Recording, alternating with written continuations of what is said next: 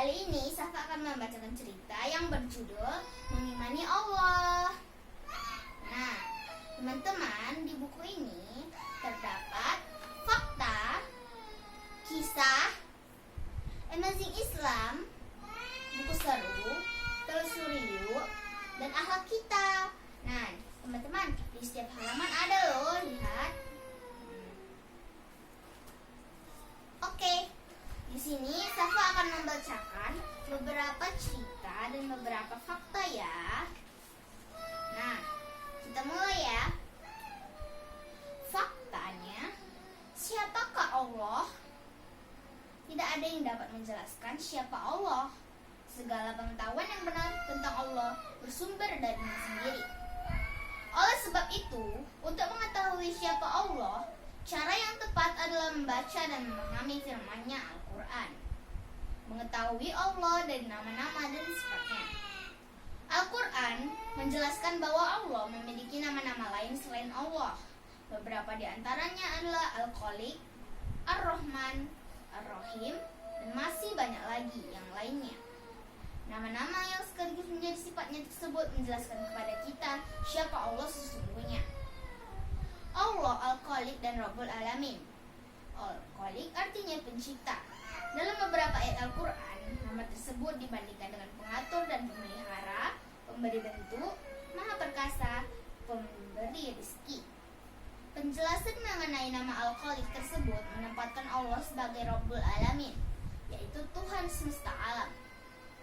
Allah Subhanahu wa Ta'ala ilah semesta alam. Karena kedudukannya sebagai Rabbul Alamin, Allah Subhanahu wa Ta'ala menjadi satu-satunya yang wajib disembah dan diibadahi illa oleh seluruh makhluknya. Langit, bumi, tata surya, galaksi, dan seluruh makhluk di alam semesta wajib tunduk dan patuh kepadanya. Wallahu a'lam. Amazing Islamnya, kata Allah adalah kata yang paling banyak disebutkan dalam Al-Quran. Selanjutnya adalah kisah. Kisahnya adalah tangisan Rasulullah.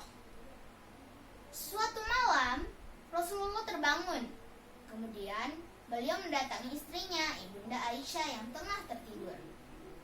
Beliau hendak meminta izin untuk sholat malam. Tentu saja Ibunda Aisyah mengizinkannya. Rasulullah kemudian berwudu dan segera menunaikan sholat malam. Beliau tampak begitu khusyuk. Beliau terisak menangis. Air matanya mengalir begitu deras sampai membasahi dada beliau. Menjelang waktu subuh, Bilal hendak azan subuh. Dia keheranan melihat Rasulullah sedang menangis. Ya Rasulullah, mengapa engkau menangis? Sedangkan Allah telah memaafkan semua kesalahan engkau, baik yang telah lalu maupun yang akan datang. Tanya Bilal. Tidak bolehkah aku menjadi hamba yang bersyukur? Bagaimana aku tidak menangis, sedangkan Allah telah menurunkan ayat ini kepadaku? Jawab Rasulullah. Beliau kemudian membacakan ayat itu. Sesungguhnya dalam penciptaan langit dan bumi dan pergantian malam dan siang terdapat tanda-tanda kebesaran Allah bagi orang yang berakal, yaitu orang-orang yang mengingat Allah sambil berdiri, duduk, atau dalam keadaan baring. Dan mereka memikirkan tentang penciptaan langit dan bumi, seraya berkata, Ya Tuhan kami, tidaklah Engkau menciptakan semua ini sia-sia. Maha suci Engkau, lindungilah kami dari azab neraka. Oke, lanjut ke faktanya. Di mana Allah Subhanahu wa Ta'ala tinggal? Dalam Al-Quran difirmankan bahwa Allah berada di Ar-Rasy. Ar-Rasy diartikan sebagai singgasana kekuasaan. Ar-Rasy juga merupakan makhluk Allah Subhanahu wa Ta'ala yang tertinggi. Rasulullah bersabda bahwa Firdaus adalah surga yang paling tengah dan paling tinggi. Di atasnya terdapat Ar-Rasy Maha Pengasih, darinya sungai-sungai surga mengalir. Kesepakatan ulama mazhab. Para ulama mazhab yang terkenal bersepakatan bahwa Allah Subhanahu wa Ta'ala ada di Ar-Rasy-Nya.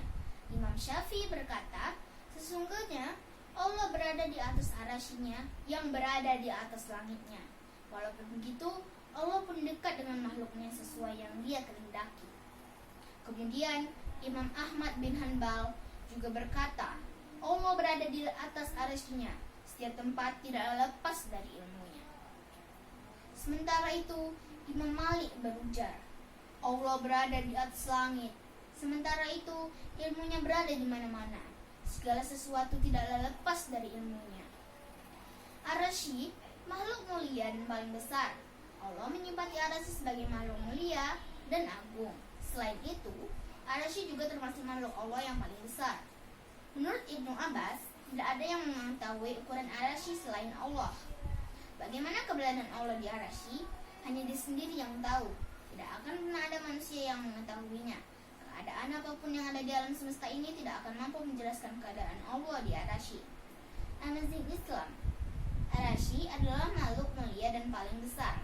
Nah, selanjutnya adalah kisah ketubuhan Imam Bilal. Lemparkan budak hitam itu, baringkan tubuhnya di atas pasir. Umayyah bin Khalaf berteriak penuh kemarahan. Dia sangat murka mengetahui budaknya Bilal bin Rabah menjadi pengikut Islam. Orang-orang Suran Umayyah membuka seluruh baju Bilal. Dia dilantangkan di atas pasir panas yang sangat menyengat. Hai Bilal, engkau tinggal pilih, terus menerima perlakuan seperti ini hingga mati, atau kembali menyembah Lata dan Uzza. Bilal tidak peduli, bibirnya hanya lirih berucap, Ahad, Ahad, Maha Esa Allah, Maha Esa Allah. Umayyah semakin murka mendengar lilihan itu. Bilal ternyata lebih memilih menghadapi siksaan. Suara cambuk memberikan telinga, namun mulut Bilal terus lirih berucap, Ahad, Ahad, Maha Esa Allah, Maha Esa Allah. Letakkan batu besar di atas dadanya, perintah Umayyah Bilal. Rasa dadanya hampir remuk. Dadanya begitu terasa sesak, nyaris tidak dapat bernapas. Namun, dia tetap melantunkan kalimat juangnya, Ahad, Ahad, Ahad. Mendengar penyiksaan ini, Abu Bakar segera datang.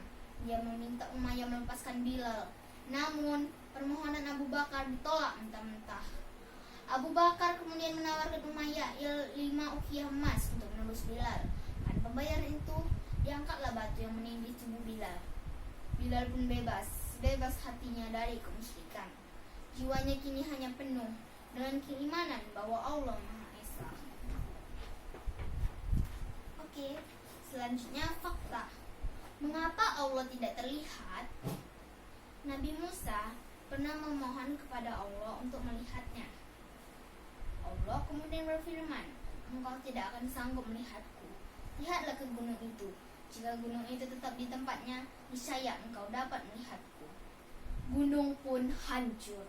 Allah kemudian menampakkan keagungannya kepada gunung itu. Seketika gunung kukuh dan besar itu hancur luluh. Nabi Musa jatuh pingsan. Setelah sadar, beliau pun bertasbih kepada Allah dan menyadari kekeliruannya. Manusia sangat lemah. Mata manusia terlalu lemah untuk melihat Allah. Jangankan memandang Allah, memandang sinar matahari saja sudah tidak sanggup. Jangankan memandang Allah, memandangnya sedikit jauh saja sudah buram. Jangankan memandang Allah, memandang angin yang berembus pun tidak mampu. Jangankan memandang Allah, memandang kayu yang dicelupkan ke air saja salah, tampak bengkok. Padahal tetap lurus. Manusia pilihan Allah seperti Nabi Musa saja tidak mampu melihatnya. Amazing Islam. Manusia pilihan Allah seperti Nabi Musa saja tidak mampu melihat Allah, apalagi manusia biasa. Selanjutnya kisah 2 orang tamu Rasulullah. Suatu ketika 2 orang tokoh Quraisy datang bertamu. Rasulullah menyambut gembira kedatangan kedua tamunya meskipun mereka bukan muslim. Mereka adalah Adi bin Abi Rabi'ah dan Aqsani bin Syuraih. Adi bin Abi Rabi'ah bertanya kepada Rasulullah mengenai hari kiamat. Dengan senang hati Rasulullah menjelaskannya. Beliau berharap mereka akan mendapat hidayah. Beliau pun menjelaskan dengan panjang lebar. Akan tetapi setelah Rasulullah selesai menjelaskan, Adi bin Abi Rabi'ah malah berkata sambil mencibir, Aku tidak percaya. Mana mungkin Allah menghidupkan orang-orang yang sudah mati. Mereka kan sudah menjadi tulang belulang.